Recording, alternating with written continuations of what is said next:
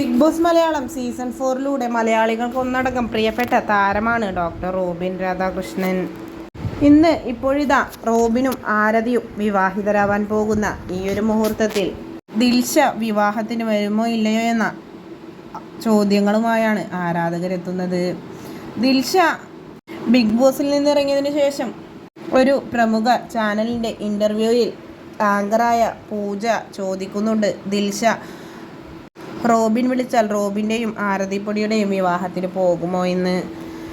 അപ്പോൾ ഇല്ല എന്നായിരുന്നു ദിൽഷയുടെ മറുപടി. ഓൾറെഡി റോബിൻ തന്നെ വിളിക്കില്ല എന്ന് പറഞ്ഞിട്ടുണ്ട് എന്നും ദിൽഷ തന്നെ വ്യക്തമാക്കി.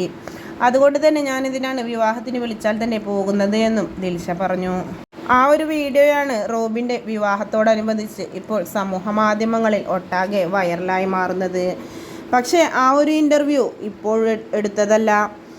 വർഷങ്ങൾക്ക് മുൻപ് ആരതിയുടെയും റോബിൻ്റെയും വിവാഹം ഉറപ്പിച്ച സമയത്ത് എടുത്ത ഇൻ്റർവ്യൂ ആണത്.